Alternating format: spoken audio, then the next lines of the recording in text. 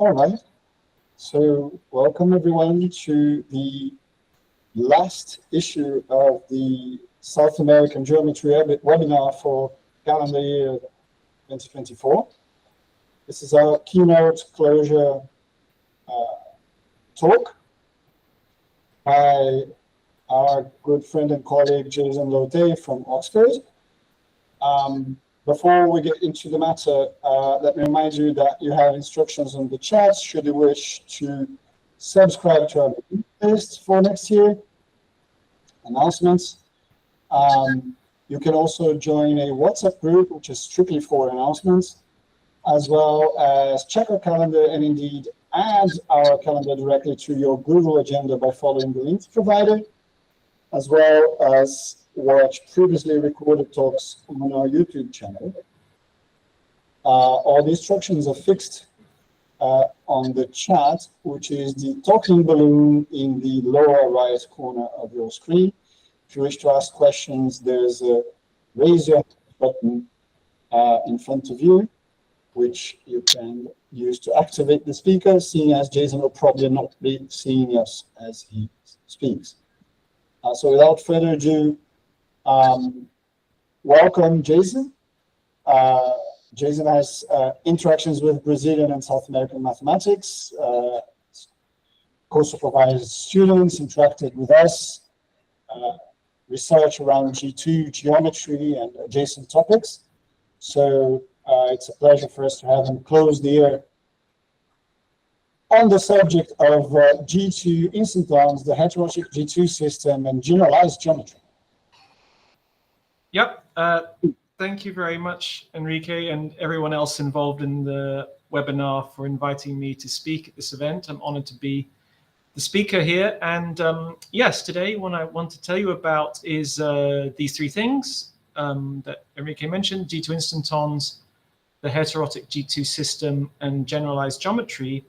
And what I want to do today is explain a way in which these three seemingly unrelated topics are related and how they inspired us to construct a new family of objects that we think are worthy of further study.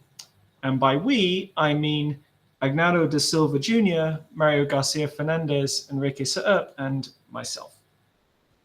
I know this is a broad audience of people.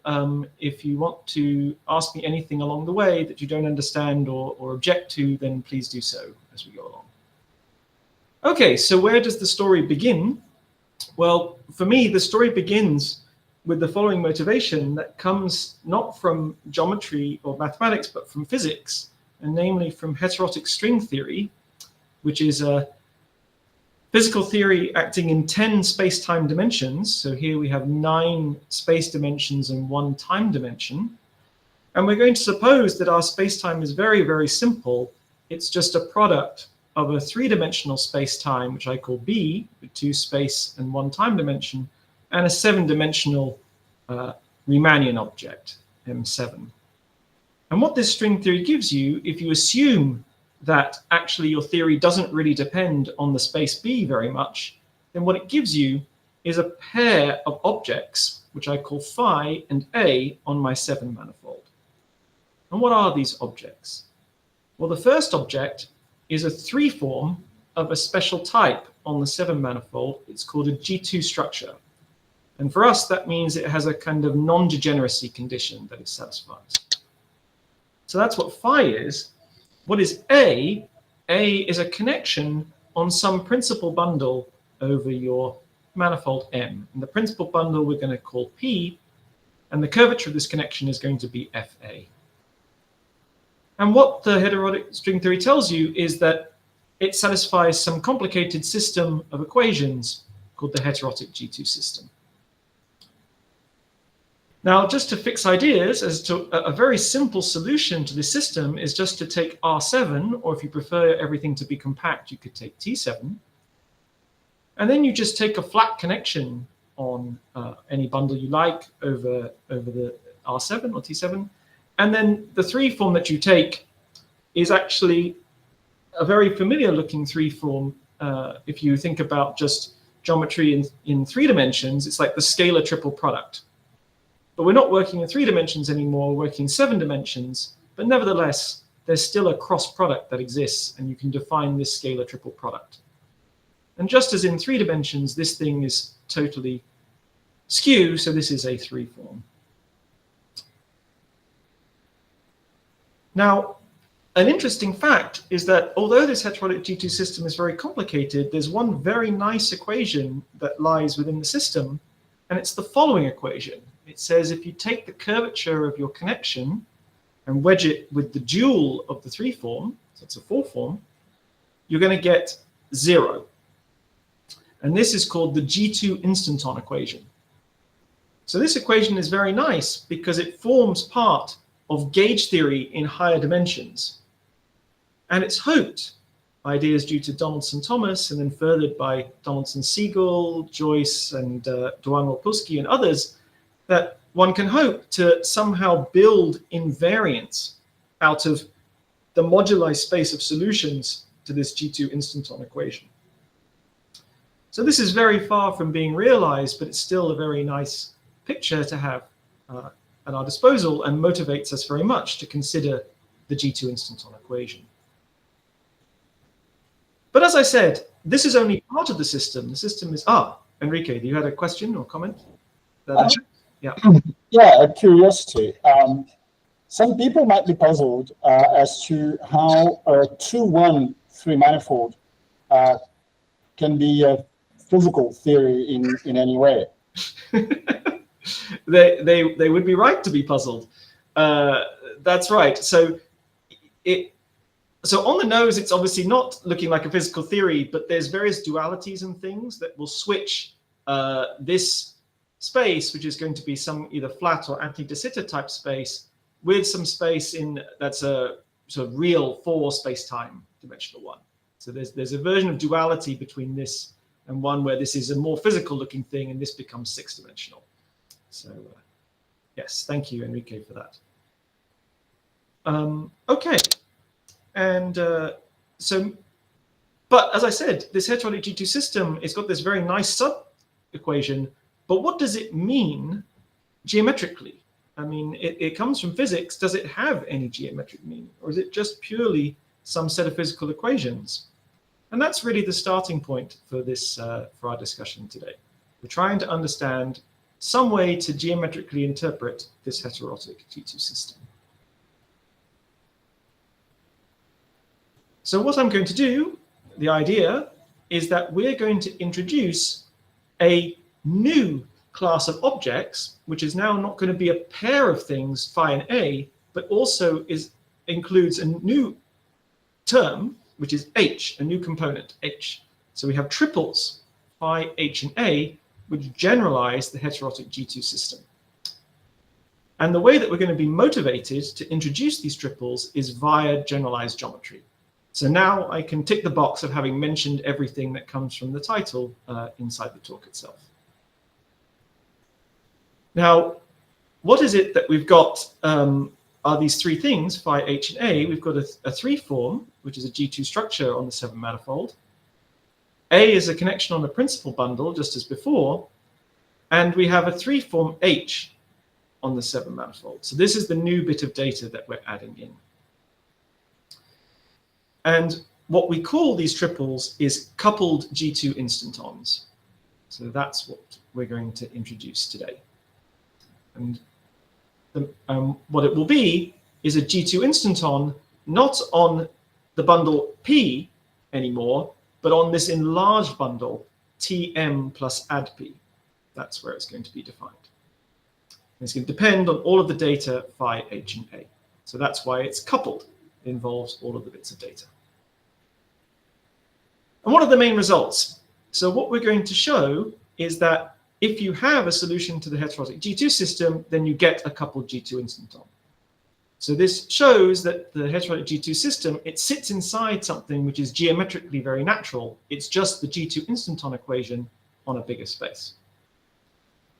We're also going to show that these coupled G2 instantons, what they give you is a special type of metric. It gives you a Ricci-flat metric in generalized geometry. I also want to explain how the coupled G2 instantons are related to spinors of a certain type. And the nice thing about that is it shows that this story that I'm telling, although I'm telling a G2 story, it actually works for lots of other groups as well. Any group where the structure is defined by spinors. And finally, what I'd like to tell you about is, of course, whenever you introduce a new object, you should check that there are some. So I want to show you that there are examples of coupled G2 instantons so that the theory is non-empty. Okay, are there any questions before I crack on with the sort of main meat of the talk?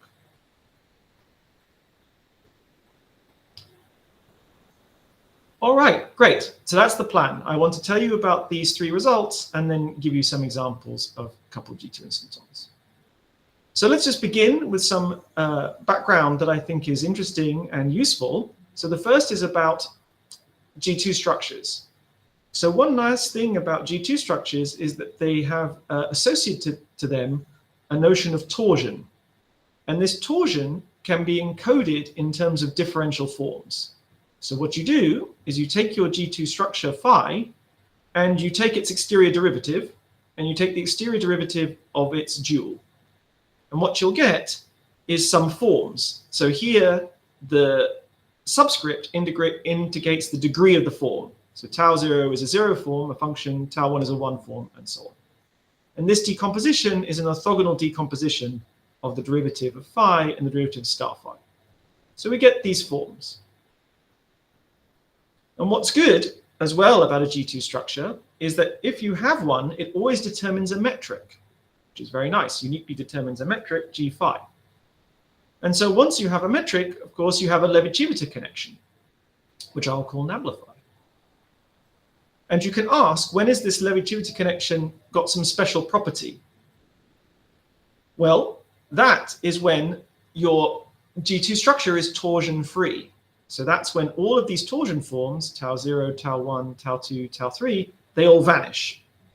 So when they all vanish, which is to say that our G2 structure is harmonic, it's closed and co-closed, then the holonomy of this metric, or the holonomy of the Levi-Civita connection, is contained in G2. And that's very nice, because that is one of the exceptional holonomy groups on Berger's list of holonomy groups. And it implies that the metric is Ricci-flat, which is very, very nice. But it also implies something interesting for our story. It tells us that the Levi-Civita connection is a G2 instanton. So that's one way to build G2 instantons, is to build yourself torsion-free G2 structures. But of course, that's very hard to do. Now, in general, most G2 structures, they're going to have torsion, lots of it. But there's a special class of G2 structures with torsion that I want to talk about. And so that's this following lemma due to Friedrich and Ivanov that says, suppose I look at the G2 structures such that the 2 form part of the torsion, this tau 2 over here, vanishes. Well, then there exists a special connection on M, which makes the G2 structure parallel and has totally skew torsion.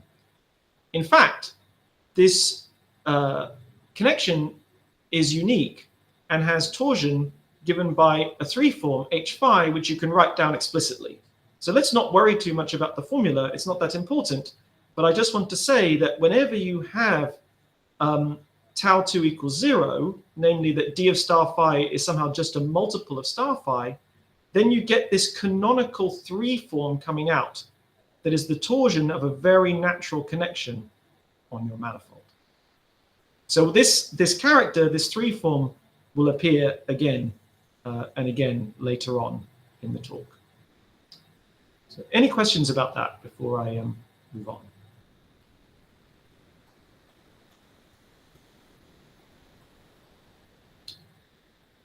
All right, great.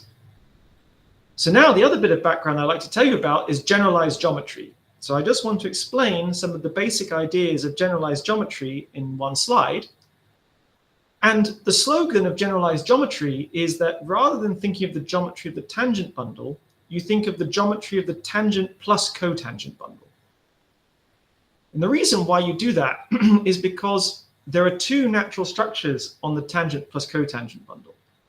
The first is a non-degenerate pairing, which is the obvious one that says if you take a vector plus a covector and pair it, then you just insert the vector into the covector. That's a perfectly nice pairing, and it's non-degenerate. The other thing that's very nice is that there's a bracket operation on the tangent plus cotangent, which has this not particularly nice formula. And let's not worry about the formula, it's not that important. But a very important fact about this bracket is that it can be amended slightly. So if you give me a closed 3 form, but it has to be closed 3 form H, then this bracket can be modified by adding in an extra term where you insert x and y from here, the two vectors x and y, into the 3 form to spit out a covector. If you add that term to the bracket, then you still get a bracket that satisfies the Jacobi identity. So it is indeed a well-defined, nice Lie bracket operation on E. It satisfies Jacobi identity. So that's great. But you need the 3 form to be closed for this to work. So sometimes it is called the Courant bracket. Now what we want to do today is we want to generalize generalized geometry. So we want to make our bundle E not just be the tangent plus cotangent, we want to make it bigger. We want to add in the adjoint bundle of P, where P was this principal bundle over M. Remember that I had, that the connection A was defined on. And now we can modify the pairing using some add invariant inner product on P, or on add P, and we can modify the bracket using the curvature and a 3 form, curvature of the connection A and a 3 form. And trust me, you don't want to see the formula, so I'm sparing you that. But when you write this formula down, you have to ask yourself, just as we did in this case with the Courant bracket, do I need some condition on the 3 form in order to get the Jacobi identity to be satisfied? So the Jacobi identity is satisfied if and only if this 3 form is closed. In this case, the Jacobi identity becomes the following condition, that the exterior derivative of H is not 0, but is determined by the curvature of the connection. And this is often called the anomaly condition, because this is the anomaly cancellation condition that appears in heterotic string theory. So you can see already that this thing, which appears naturally in physics, actually has a very natural meaning in geometry, namely that a certain bracket operation satisfies the Jacobi identity. And in fact, this is sometimes called the heterotic Bianchi identity. This thing. And then this data of having this bundle E with the 3 form H and the curvature A is what's called a string algebroid. Okay, if that scares you, don't worry. I'm also scared by it, but at least it has a name, and so I'll use that name going forward. Okay, any questions about that stuff?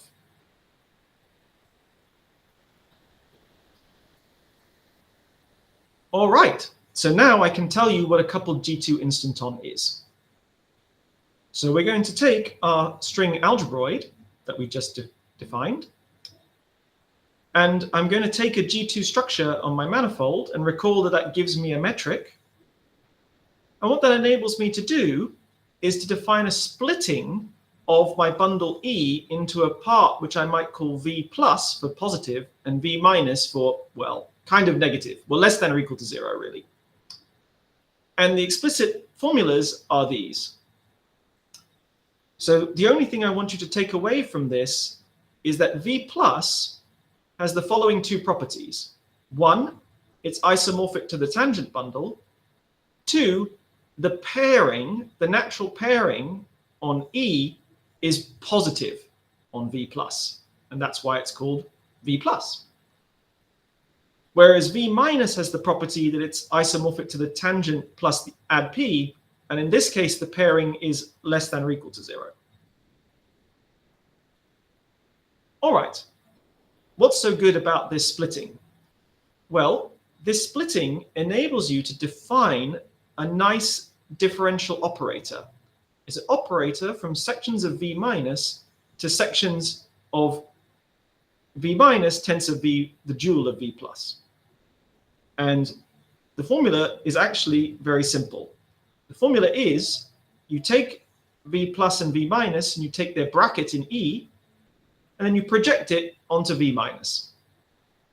So let me say that again. You take V plus and V minus, you take their bracket in E, and you project it to V minus.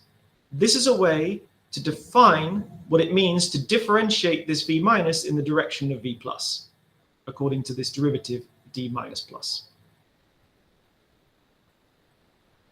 And because V plus is isomorphic to the tangent bundle, I can think of D minus plus as a connection. I can think of it as a connection on V minus, you see? And the nice thing about that is that I can now define for you what a coupled G2 instanton is. It's a G2 structure which has the property that tau2 is 0. Remember I said that those were nice because they had a distinguished 3 form that I could define. I have the anomaly condition satisfied. That's good because then I can define my string algebroid. I have the bracket operation satisfy the Jacobi identity. And then the final thing is that this D minus plus, which I can think of as a connection on Tm plus add P, because that's what V minus is a G2 instanton. So that's the punchline. The punchline is that out of this generalized geometry framework, I naturally get a connection which I can declare to be a G2 instanton. And this is what what we call coupled G2 instantons. Okay, are there any questions about the definition?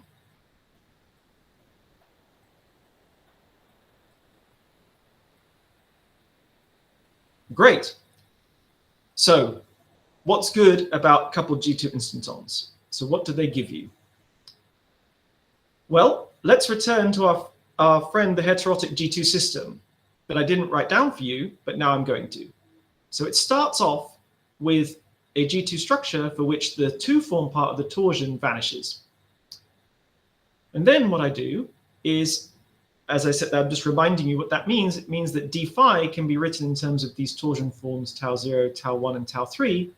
And so I get this distinguished 3 form, which I recall what it is, h phi, which is the torsion of that canonical connection associated to phi.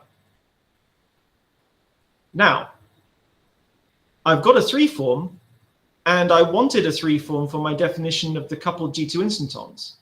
So that suggests maybe this is the 3 form I want to use. So let's have a look at what it means to be a solution to the heterotic G2 system. What it means is that your tau 0 has to be a constant, your tau 1 has to be exact, and your tau 2 has to be 0. So that's what you have to say for the G2 structure. For the connection, you have to say that it's a G2 instanton. So there you go. I promised that it was part of the system, and it is. And the final thing must be some relation between the G2 instanton, A, and the G2 structure. And what it is exactly the anomaly condition. It's exactly the statement that D of H phi is FA wedge FA. Because that's great, because this is exactly what we need to hope to define a coupled G2 instanton. And indeed, this is the theorem, which was also shown in the physics literature by Della Ossa, Lafors, and Svanes, namely that if you have a solution to the heterotic G2 system, then you get a coupled G2 instanton where you choose the 3 form to be this canonical 3 form H phi. So that's the first thing that we show. Show that if you have this, then the thing that we build is a coupled G2 instanton, naturally. So there we are. We have a nice geometric interpretation now of what the heterotic G2 system is, at least in part. It gives you a G2 instanton on this bigger space.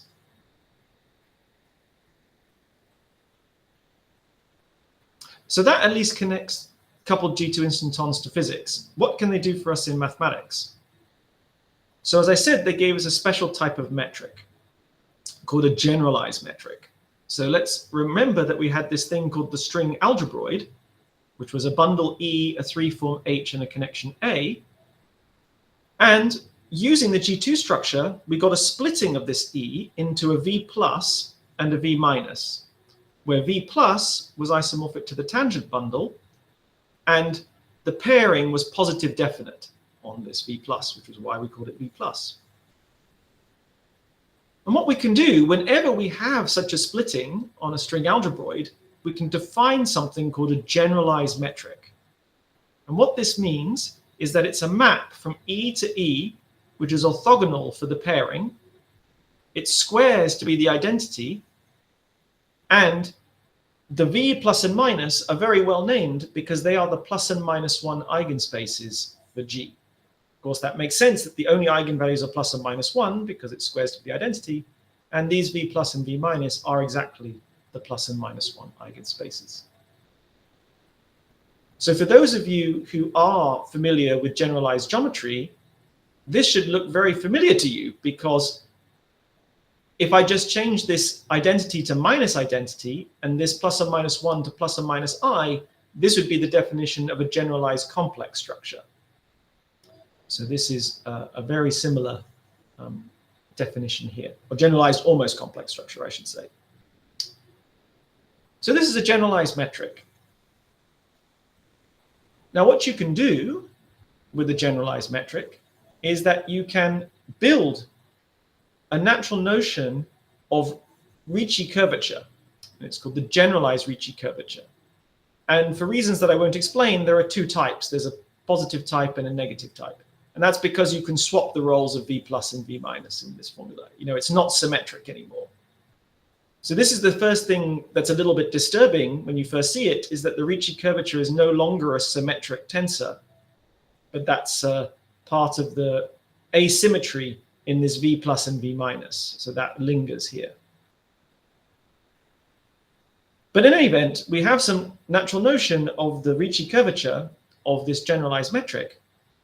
And then we can ask, can we find any special generalized metrics? Can we make the generalized Ricci curvature 0, for example? That would be nice. Yep, go for it, Enrique.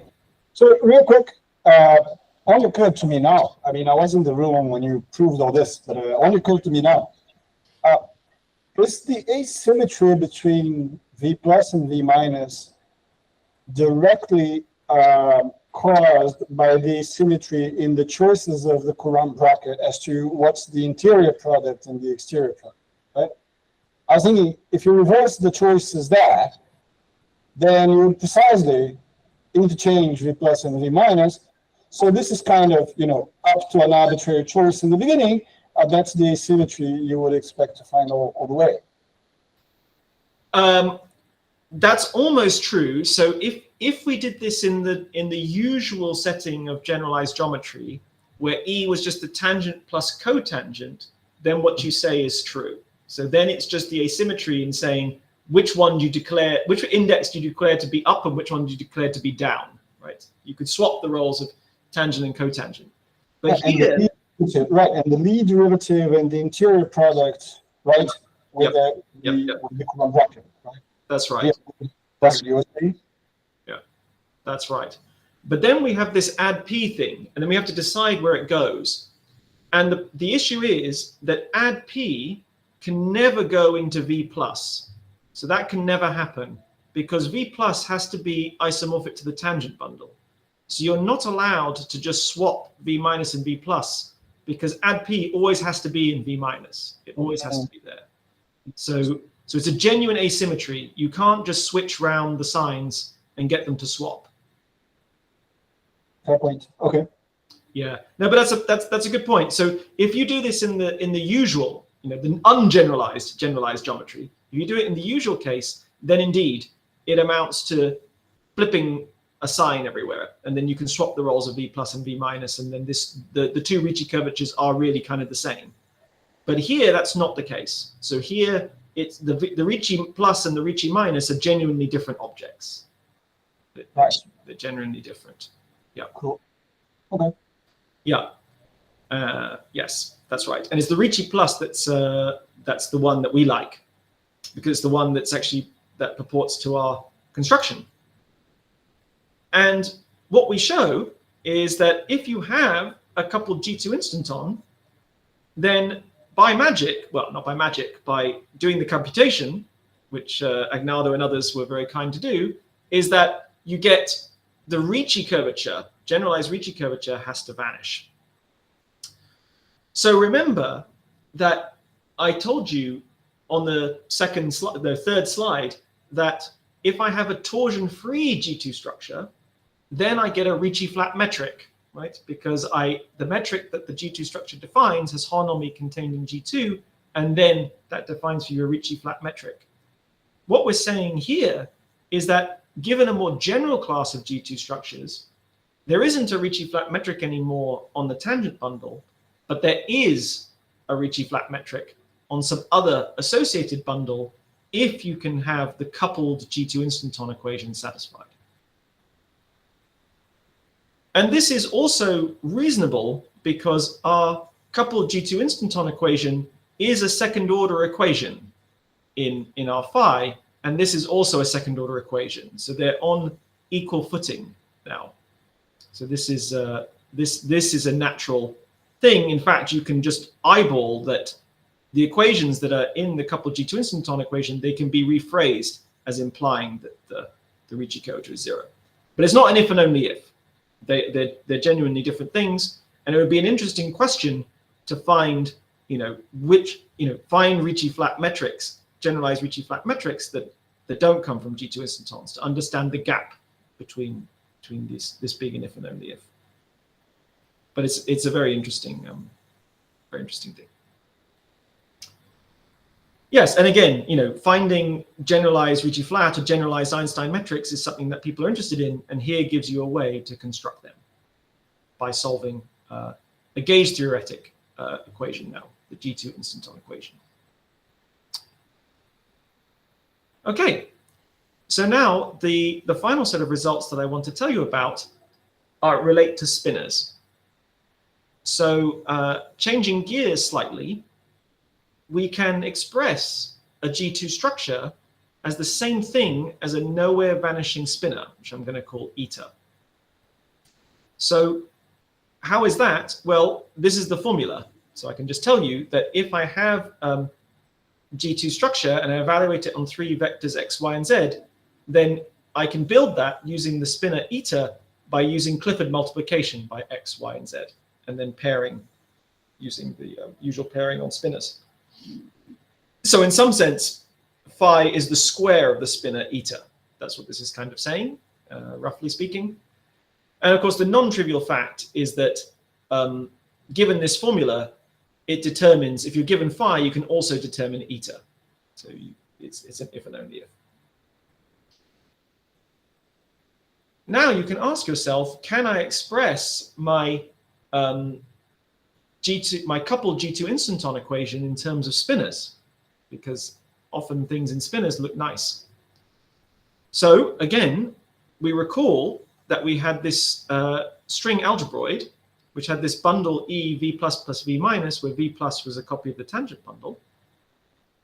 And now I can build another differential operator, where if you were paying attention, it was minus plus before, now it's plus minus. And now, so I've just swapped the roles of plus and minus. And that's all I do. The formula is exactly the same. Now, if I want to say, how do I differentiate v plus in the direction of v minus? Well, I take the bracket of v minus and v plus in E and project it to v plus. So say it again. If I want to say how to differentiate v plus in the direction of v minus, then what I do, I take v minus and v plus, I take their bracket in E, and then I take its v plus component. This gives me a nice differential operator that goes from sections of v plus to sections of the dual of v minus tensor v plus. So this is not a connection anymore, because v minus is not a copy of the tangent bundle, but it is still a nice operator. It's a nice differential operator. And so what I'd like to say is, well, can I use this operator in any way to study this equation on spinors? Well, the theorem is, because V plus is a copy of the tangent bundle, I can extend D plus minus to the spinor bundle, right? Because that's an associated bundle that I can build. So D plus minus makes sense also on spinors. And so I can look at harmonic spinors. So I can think of this actually as a Dirac type operator on spinors. And I can look at the kernel of the Dirac operator, so the harmonic spinors.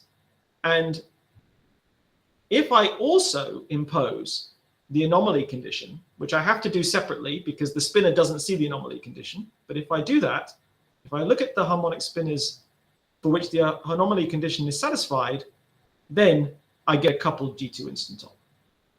So where the phi is determined by eta by the formula above. Okay, so that's the moral of the story, is that I have an implication in one direction that says that if I have a solution to this kind of harmonic spinor equation and I have a solution to the anomaly, then I get myself a coupled G2 instanton. But here this H doesn't have anything to do with eta. This H is just some arbitrary 3 form for which this works. Now I said that this D plus minus eta equation is 0. Oh, was there a question? Anybody have a question, or is it all okay? Okay, so this D plus minus eta equals 0 equation, I said that it was a harmonic equation, harmonic spinor equation, but I lied slightly. It's not quite harmonic spinors, but it's very close. Well, the clue is at the title of the slide. It's a killing spinor. It's not quite a harmonic spinor, but it's the killing spinor equations. And in fact, this brings us round full circle to physics, because heterotic string theory, when it's actually written down initially, it's written down in terms of spinors, and in fact, killing spinors. So this is, again, a kind of shadow of the result that says if you have a solution to the heterotic G2 system, then you get a coupled G2 instanton. This is a very similar theorem now that says if I have a solution to the killing spinor equations, then I get myself a coupled G2 instanton. Yeah, so that's very good. And it's here that you, yeah, go for it, Andres. In this theorem, are you supposing that L2 is equal to 0? So what will happen is that yes. So what's going to happen is that this D plus minus equals 0 will actually force me to have tau 2 equals 0. So the fact that this thing preserves eta, because what will happen is that I'll actually get the condition. I should have written it down, but you get the condition that eta is parallel for the plus connection. And that only happens if tau 2 is 0. Okay, thanks. Yeah. So this equation will actually force tau 2 to be 0, in fact. Yeah, that's right. But thanks for bringing that up. Yeah, and in fact, you can set this up as an if and only if you do it correctly. But I'm not going to, because it's a little bit subtle. So it's not an obvious if and only if, but essentially, because of this correspondence, then you can see that there's actually a correspondence at some level between coupled G2 instantons and solutions to a spinor type equation, killing spinor type equation. All right, but the nice thing we know about spinors is that they can generate lots of geometries, not just G2 structures. And so this is where we realize that what we've been talking about, although it's been defined for G2, we can define it for other groups too. So for example, if you prefer SUN structures or spin 7 structures or many other types of structure defined by spinors, that will also work. So, and then you can define coupled SUN instantons, coupled spin 7 instantons, and so on. Another nice thing is that, you know, the coupled SUN instantons had also been seen earlier, although they maybe didn't have that name. And now what we're seeing from this framework is that we can sort of see all of the G structures defined by spinors on an equal footing. And the equation is exactly the same. The setup is the same. You build a string algebroid exactly the same way, and you get the same looking equations. Very good. So now what I'd like to discuss is some examples of coupled G2 instantons. So where can you find some that maybe don't come from the heterotic G2 system? That would be nice. So let me talk about some examples. So the first set of examples come from thinking about 4 dimensions and thinking about Hopf surfaces. So there are lots of Hopf surfaces, but there are some special, and they're all topologically S1 times S3, but you can take a special one where Z acts in a diagonal fashion on C2 star, and that's called the diagonal Hopf surface because the Z is acting diagonally. And what's special about the diagonal Hopf surface is that it has a quaternionic structure. So that's very special. So in fact, it's the only type of Hopf surface that has a quaternionic structure, are the diagonal ones. And because you have a quaternionic structure, there's a natural way to build a G2 structure on the product of T3 with your Hopf surface. And of course, T3 times the Hopf surface, that's going to be 7-dimensional, so it makes sense to talk about a G2 structure. And then you can ask yourself, well, can I use this to build a solution to the coupled G2 instanton equation? And the answer is yes, because you discover that when you build your canonical 3 form associated to the G2 structure, so the G2 structure has tau 2 equals 0, so there's a canonical 3 form, H phi, that 3 form is closed. So that's good, because the anomaly condition can then be satisfied by just taking A to be any flat connection. Remember that I wanted DH phi as FA wedge FA, but if FA is 0, then I've solved this. So that's very simple.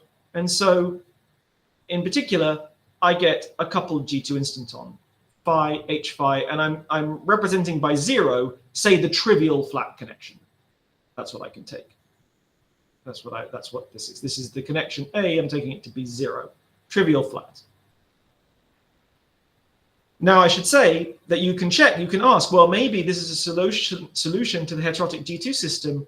No, it's not. You can check that this phi, its torsion does not satisfy the conditions to be a solution to the heterotic G2 system.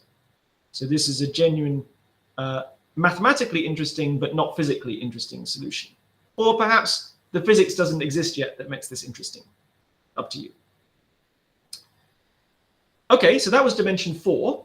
Hopf surfaces. Let's go up a bit. Let's up the ante and go to dimension 6 and think about S3 times S3. That's a nice 6 manifold.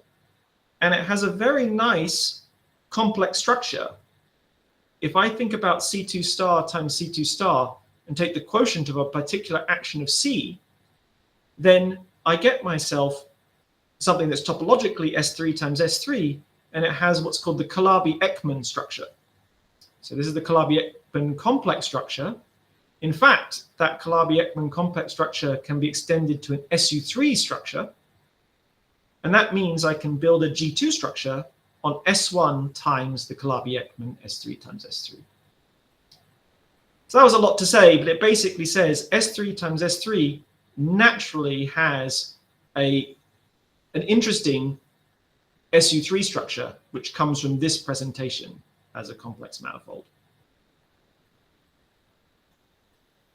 So we've got a G2 structure. What is its torsion? Well, in fact, again, its torsion form, this H phi, is closed again. And so I can do exactly the same trick as I did before and get a coupled G2 instanton by taking the trivial flat connection. And again, you can check that this will not be a solution to the heterotic G2 system. So again, that's quite interesting. All right, but you could complain at this point and say, well, but you didn't really do anything in 7 dimensions. You only did 4 dimensions and 6 dimensions. Can't you do better than that? Okay, fine. So I'm going to go to 7 dimensions and pick the simplest 7 manifold I can think of that isn't flat, and that's the 7 sphere. And on the 7 sphere, there's a very nice G2 structure that induces the round metric. And so it's called a nearly parallel G2 structure. But the important point is that it has tau 2 equals 0. But what you discover is that if you compute this 3 form H phi and take its exterior derivative, it's not 0 anymore. So you can't play the trick. In fact, it's a multiple of the dual of phi. So it's, in some sense, it's non-degenerate. So this dh phi, it's definitely not 0. In fact, it's nowhere vanishing. So you have to work a bit harder now. We have to find some G2 instanton which has the right kind of curvature. But luckily, there was some very nice work by Ivanov and Ivanov that says you can find a non-trivial G2 instanton, A, such that the anomaly condition is satisfied. And once you find that, then you get that phi h phi A is a coupled G2 instanton. And so there you are. You get a solution in 7 dimensions, genuine solution in 7 dimensions, where you have a non-trivial connection and you have a non-trivial anomaly condition. Okay. Any questions about the examples that I've presented?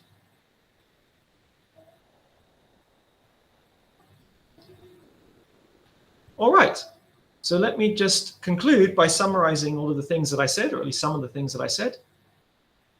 So what we did is that by thinking about G2 instantons, the heterotic G2 system, and generalized geometry, we introduced a new class of objects called coupled G2 instantons, which are triples of data on a 7 manifold. And they are containing a G2 structure, which we call phi, a 3 form, which we call H, and a connection A on some principal bundle over the manifold. And we showed that what the coupled G2 instanton equations are, they will give you a G2 instanton on this larger bundle, Tm plus add P. So that's one way to think about them. But what we have is that the heterotic G2 system will give you a solution to the coupled G2 instanton equation. We also saw a connection to generalized Ricci-flat metrics on string algebroids. And we saw a connection to killing spinners. So these are all different ways in which coupled G2 instantons relate to geometry and physics. And finally, I gave you 3 examples of coupled G2 instantons. First, we're on the diagonal hop surface, S1 times S3 product with a 3 torus. The second was on the Calabi-Ekman S3 times S3 product with a circle. And finally, on the round 7 sphere. What I should say is that in today's talk, I've given you some sense of why we think coupled G2 instantons are interesting. They're connected to many things. But my feeling is that this is really the start of the story. I feel like these are very interesting objects that are worthy of further study. And I think there's a lot more that we can learn about them. So thank you very much for your attention. All right, thank you. You can clap on the microphone or you can clap on the buttons at the bottom of the screen. Question. Oh no, I think it was a misclap. It's misclap, I see. That said, are there any questions for the speaker? Yep. Oh, come on in. Okay. Hi, Jason. Going back to the generalized Ricci tensor, I was wondering, so for the usual Ricci tensor, there is a physical interpretation, right? It's the Einstein field equations in a vacuum, and it basically means that only the Y curvature survives, so you can have tidal forces, but there are locally no sources of gravity, something like this. Yeah. Do we have something similar, some similar picture for the generalized Ricci tensor, which is not on the tensor one? That's right, yes. So now it's like the Einstein field equations with flux. So now there are source terms. You can think of it that way, but they're prescribed. So the generalized Ricci tensor says something like, rather than Ricci being 0, Ricci minus something to do with H is 0. So you're sort of prescribing the Ricci rather than saying the Ricci is 0. So you can't, it's sort of like, I think it's called like, they sort of say like gravity with flux or something like that. Is somehow the slogan. You can equate that. Generalized Ricci tensor encodes the same information as some Ricci tensor plus some flux. Yeah, you can write it all down explicitly. So in the simplest possible case, it says that the Ricci is something quadratic in H. So it's often called H squared, but I mean, okay, so Ricci is a quadratic in H. And the other thing, it says that H satisfies some kind of Coulomb gauge condition. So that's, you get this pair of equations that you get.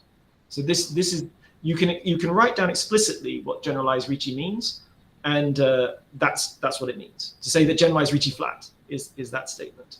So the generalized Ricci tensor has those two components, or multiple components. I mean, that's in the simplest case, but if you extend it, it has more components, but that's the general gist of what they look like.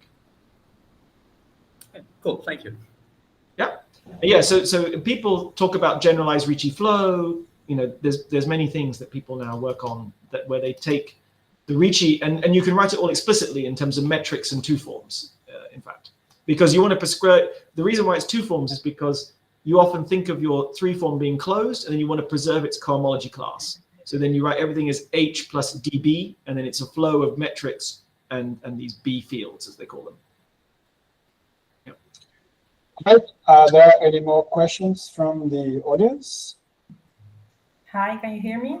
Yep. Yes. Okay, hi. I was wondering, the last example you had on S7, you mentioned the first two that they were not coming from the heterotic system. So what happens in the last one? Because it's really parallel. You're very, very good at listening very carefully. Yes, I dodged that because it is a solution to the heterotic G2 system. Okay. Well, you can do something silly, like you can mismatch the terms so that it doesn't satisfy it doesn't satisfy the equations quite right. But morally speaking, yes, it is actually a solution to the heterotic G2 system. So it actually solves both in that case. And is this general for nearly parallel? Could it be general? Yes, I believe it will be. I mean, I believe it will be. We didn't actually look at that, but I suspect that the way that this connection is constructed is pretty general, right? It's essentially the nabla plus connection or nabla minus connection. And so I think the nearly parallel condition is really all that gets used. So I suspect that you can do this for any nearly parallel G2 structure. And but in general, you're interested in coupled structures which do not come from the heterotic G2 system. Oh no, I'm agnostic about that. It's just that if everything came from heterotic, then it wouldn't be anything new. I just wanted to show that it was a new type of object. It wasn't just the heterotic. I mean, there are cases where they'll be the same. That's also good. I mean, then it's telling you that it's an equivalent thing to study this system as it is the heterotic G2 system. That's also nice, because the heterotic G2 system is very complicated. The coupled G2 system is, the way it's expressed is easier. It's just this, I mean, it's the G2 instanton equation, which is not easy, but it's, somehow easier for us as mathematicians to understand. When you write down the G2, the heterotic one, it's weird. You ask for some, torsion to be constant, some other one to be exact, some other thing, and then the G2 instanton also has to be there. It's very weird, right, to do, but we don't ask for that. I see. And it's much easier to satisfy, because the whole problem with the reason why the heterotic G2 system is so difficult is because when I have the anomaly, I need it to be satisfied by a very particular three form, right? The torsion of the G2 structure, basically. And that makes it very, very hard, because when do you ever know the curvature of the connection explicitly enough to say that the derivative is equal to FA wedge FA? I mean, that's so rare. That's why we didn't do it in the case of general nearly parallel, because we don't know the curvature explicitly enough of the curvature of that connection. Now, if there's an abstract theorem that tells you the curvature of the connection is always a multiple of star phi, great, right? But you'd have to have that theorem, right? That I don't know. That might be true. It might be even a representation theory argument, I'm not sure. But that's what you would need. You would need to know that this sort of canonical G2 instanton, it's always a G2 instanton for every nearly parallel. That's true. But you need to know that if you take the curvature wedge, FA wedge FA, that's always some multiple of the Hodge dual of phi, of star phi. That's what you need to know. And that I don't know. I know it's true for the round metric, but that's the only one I know. But it could be generally true. Okay. Thanks. Okay. Do you think those cases could be classified, for instance, on new manifolds and rest of it, right? So you could impose that condition. It's quite natural for experts to do this, right? I want to classify all two-step nilpotent 7 manifolds for which H is DH is collinear with whatever. This could be a classification program. Yeah. I certainly think one could probably do this quite. I mean, I don't know. I'm not an expert in nil manifolds, but I would expect that studying coupled, well, any G instanton, doesn't have to be G2, it could be SUN, could be spin 7. Studying this in a nil manifold case would be quite tractable, I think, and illuminating to see which ones admit solutions and which ones don't. Because the situation in the heterotic systems is much less clear, like what's happening. I think this would be much clearer. You could be more systematic, I think, about the exercise. Good. I have maybe 2 questions. Okay. So we've been speculating locally. Student Bernardo has been thinking about the spin 7 case, Mm-hmm. and we've been thinking, are there any sort of spin 7 structure manifolds of choice where I would feel tempted to look for solutions to the coupled problem? Do you have any favorite spin 7 structure manifolds to recommend? Well, I mean, it depends how ambitious you want to be. I mean, it would be interesting, of course, if there were non-trivial solutions on ones for which there are trivial solutions. So, for example, you could ask the question, take the Bryant-Salomon. I mean, you could take the if we don't want to do flat, let's take the Bryant-Salomon spin 7, torsion-free spin 7 structure on the spinor bundle of S4 and ask, can that be perturbed into a solution of the coupled spin 7 instanton equation? If you move the connection a bit and move phi a bit, is there another solution? That would be interesting. If you want to be very ambitious, you could say, can you do the same thing in the compact case? Take any of Dominic's, take the Kummer resolution, and off you go, right? I mean, if you want to be very, but I think that the spin 7, the torsion free, the homogeneity 1 guy should be tractable. Otherwise, again, nil manifolds, but there aren't any canonical examples. I would say that my instinct would be to try to see if it's interesting on, if you're looking for genuine spin 7, then it would have to be the spinor bundle of S4. That would be my gut reaction, if you ask me. I mean, that on top of doing S1 times the previous examples here. Yeah. And you don't have to have, if you want something that doesn't have torsion free, yeah, that's right. You could do S1 bundles over these. You could do all kinds of things, yeah, or S1 times these, which of course will all work. But I don't think these are all going to be reduced, right? We'd like to have one that's genuine spin 7 and has some hope of having a torsion free one. But yeah, I don't know. I mean, HP2 could be interesting, but I don't know. All right. And last but not least, a totally speculative question, I think. We've seen that string algebroids in particular have this pairing, and indeed a generalized metric that is pairing orthogonal, right? Then one could certainly think of a generalized special orthogonal group of symmetries of that object. Yeah. Okay. Mm-hmm. And its relations. Mm-hmm. So in some sense, do we have a good sort of heuristic for what generalized geometric structures ought to be? No, I don't think so. At least metric compatible. Yeah. No, I think all of it is still quite mysterious. I mean, I don't think it's even understood. I mean, we can define Ricci, and I think we can define the scalar curvature, but I don't think we can actually define the generalized Riemann curvature even. So I think even sort of the basic objects that you'd like to associate to a metric, they're not all defined yet.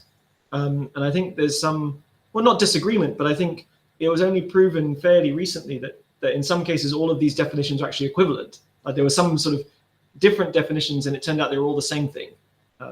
So yeah, it's not clear to me that there's enough setup to talk about generalized geometric structures, but it makes sense. Your question makes sense, that you have some group and then you can associate, you have associated things with that group and its representations and blah, blah, blah. You can do that.